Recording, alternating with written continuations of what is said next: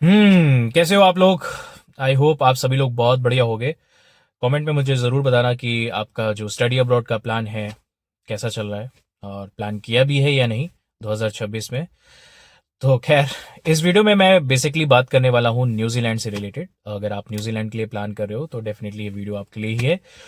तो इस वीडियो में मैं बात करूंगा कि अगर आप न्यूजीलैंड के लिए प्लान कर रहे हो as a being international students, या स्पेशली मैं इंडियन स्टूडेंट्स की बात करूं, तो आप किन चीज़ों का ध्यान रखोगे, किन किन बातों का ध्यान रखोगे जिससे आपकी जो वीज़ा आने की प्रोबेबिलिटी है वो बढ़ जाएगी। ठीक है, क्योंकि यूजुअली मेरे पास जो कॉल्स आती हैं या बच्चे मेरे पास अप्रोच करते हैं, उनके कई सारे क्वेश्चंस जो हैं वो बहुत कॉमन होते हैं, जो मुझे लगा कि वीडियो के थ्रू मैं आप सभी को पूरी तरीके से क्लियर कर देता हूँ। तो मैं एक्चुअली मैं आप लोगों की हेल्प करूंगा इस वीडियो से कि कैसे आप अपनी प्रोफाइल पे काम कर सकते हैं। And if you are going to build your profile, तो डेफिनेटली आपका वीज़ा आना तय है। ठीक है, बट आपको ध्यान रखना होगा। तो 3 पैरामीटर्स के ऊपर मैं बात करूंगा जो यूजुअली बहुत ही कॉमन है, बच्चे जो फेस करते हैं जिसकी वजह से उनको रिजेक्शन आता है। जो मोस्ट इंपॉर्टेंट है वो है, पहले नंबर पे आता है मेरे हिसाब से, वो है फंड्स। डेफिनेटली आपने कई बार सुना होगा फंड्स के बारे में, मेरे मुंह से भी बहुत सुना होगा, और अगर आपने कई वीडियोस भी देखी होंगी तो ये बहुत बार आपके काउंसलर ने डिस्कस किया होगा, चाहे वो ऑस्ट्रेलिया हो चाहे वो न्यूजीलैंड हो। आपको फंड्स का बहुत अच्छे से ध्यान रखना होता है।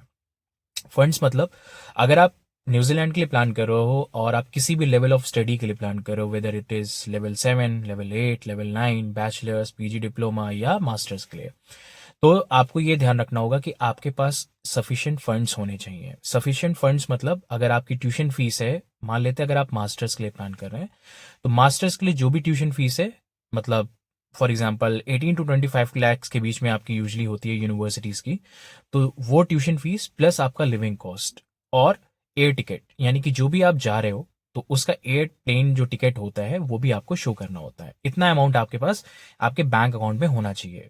यूजुअली एग्जैक्ट अमाउंट उतना नहीं दिखाना है आपको, 1-2 लाख या कुछ थोड़ा सा बढ़ाकर अगर आप शो करते हो तो दैट इज मच बेटर, क्योंकि करेंसी यू नो फ्लक्चुएट होती रहती है, तो कभी डाउन भी हो सकता है, कभी अप भी हो सकता है, तो you need to maintain that balance. तो आपका इतना अमाउंट आपके पास होना चाहिए। अब फॉर्मेट कौन कौन से होने चाहिए, चाहे आपका पीएफ हो, जीपीएफ हो, या किसी भी सेविंग्स के तौर पर आपके पास अमाउंट होना चाहिए, और it should be 6 months old, 6 महीने पुराने होने चाहिए। और अगर 6 महीने पुराने नहीं भी हैं और रिसेंट भी हैं, तो आपके पास उसका सोर्स ऑफ फंड्स होना चाहिए। तो इसलिए रिकमेंड करता हूँ कि फंड्स को थोड़ा सा पुराना कर लो। ठीक है, अगर आपने कोई प्रॉपर्टी सेल करी है और आपके पास रिसेंटली वो अमाउंट आया आपके बैंक अकाउंट में, तो डेफिनेटली आप उसका सोर्स बता सकते हो, जस्टिफाई कर सकते हो सेल डीड के थ्रू। ठीक है, जब एक बार आपका ये हो गया, अगर आपको लगता है सेविंग्स आपके पास इतनी नहीं है, आप एजुकेशन लोन के लिए जाना चाहते हो, तो एजुकेशन लोन के लिए भी जाओ, लेकिन 100% एजुकेशन लोन एक्सेप्ट नहीं करता है इमिग्रेशन। तो मेक श्योर आप लोन उतना ही लें, मतलब आप 70-30 या 80-20 का रेशियो मेंटेन कर सकते हैं, यानी कि 70% लोन ले सकते हैं, 30% अपना लिक्विड अमाउंट निकाल सकते हैं। तो अगर आपके पास सेविंग्स नहीं है तो अभी से सेविंग्स करना शुरू कर दीजिए लिक्विड फंड्स के लिए, मतलब 5 से 10 लाख तो एटलीस्ट आपको शो करना ही पड़ेगा। ठीक है, ओके, ये तो हो गया फंड्स के बारे में। ठीक है, और अब आते हैं दूसरी चीज, आप जो मतलब मुझे लगता है दूसरा पैरामीटर जो आपको ध्यान रखना होता है वो होता है गैप। अगर आपको कोई गैप है तो उसको एक प्रॉपर वे में आप एक्सप्लेन करोगे। अगर 6 महीने तक का कोई गैप है तो आप एसओपी में उस चीज को मेंशन कर सकते हो विदाउट एनी डॉक्यूमेंट्स।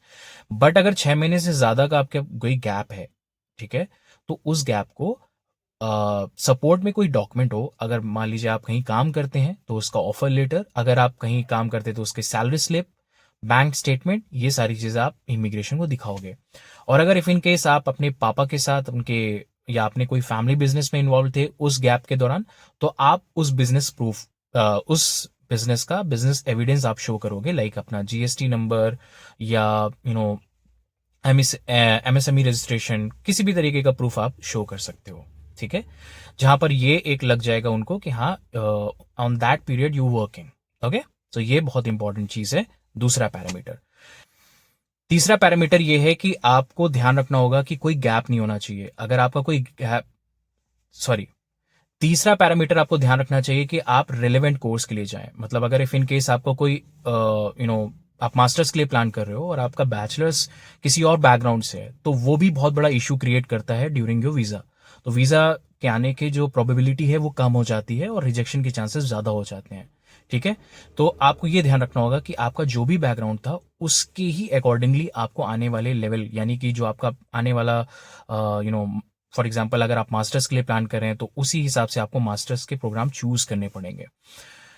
बट कुछ यूनिवर्सिटीज अगर आप शिफ्ट करना चाहते हो, अपना प्रोग्राम चेंज करना चाहते हो, कुछ यूनिवर्सिटीज आपको अलाउ कर देती हैं, जैसे कैंटरबरी है। अगर आप किसी और बैकग्राउंड से और आप you want to pursue IT, like अगर आप इंफॉर्मेशन टेक्नोलॉजी पे आप जाना चाहते हो, जैसे कि आईटी फील्ड जो है वो काफ़ी डिमांड में है, तो उसके लिए कुछ यूनिवर्सिटीज़ हैं जो अलाउ कर देती हैं। बट मेरी जो सलाह है इमिग्रेशन के पर्सपेक्टिव से, तो आप वही कोर्स चूज करिए जो आपका प्रीवियस बैकग्राउंड रह चुका है या आपके रिलेवेंट एक्सपीरियंस हो या वर्किंग एक्सपीरियंस हो, तो ही आप अप्लाई करो, राइट। तो ये 3 पैरामीटर्स थे जो मैंने आपको बताया कि इस पे आपको थोड़ा ध्यान देना होगा, और तब जब आप ये सारी चीज़ों पे काम कर लो, then you can approach any counsellor, right. और जो पहले मैंने बताया फाइनेंशियल्स बहुत अच्छे से ध्यान रखना, मैंने जो एक्सप्लेन किया उस पर पूरी तरीके से फोकस करना, क्योंकि सबसे पहला जो इंपॉर्टेंट चीज़ है वो है फाइनेंशियल्स। एक बार ये 2 पैरामीटर्स आपके थोड़े से डगमगा भी जाते हैं तो काउंसलर्स वर्क कर सकते हैं, बट पहला बहुत इंपॉर्टेंट है जो कि आपकी तरफ से होता है, ठीक है। तो अगर आप इन 3 पैरामीटर्स पे काम कर लेते हो, मुझे नहीं लगता है कि आपको वीज़ा आने में कोई प्रॉब्लम आएगी, ठीक है। आपकी प्रोबेबिलिटी बिल्कुल बढ़ जाएगी और सक्सेस रेट 80% अबव भी जा सकता है। और ये भी ध्यान रखना है कि आप किस कैटेगरी का कॉलेज चूज कर रहे हो, तो मेक श्योर आपका कैटेगरी 1 और 2 कॉलेज होना चाहिए, यानी कि यूनिवर्सिटी होनी चाहिए। प्राइवेट कॉलेजेस को अवॉइड कर सकते हो आप, यूनिवर्सिटीज और आईटीपीज को ही आप प्रेफरेंस देना। अदरवाइज कैटेगरी 3-4 के अगर कॉलेजेस या किसी भी तरीके के आईटीपीज चुनते हो तो वो थोड़ा प्रॉब्लम क्रिएट कर सकता है आपके वीज़ा आने के लिए, ठीक है। तो प्लीज़ इन चीज़ों पे ध्यान देना, और लग रहा है कि अभी इस वीडियो में चीज़ें और भी एक्सप्लेन करना चाहिए था और नहीं कर पाया, तो आप मुझे पर्सनली भी कनेक्ट कर सकते हो, जो कि मैं अपना नंबर शेयर करूंगा आपके साथ, ठीक है।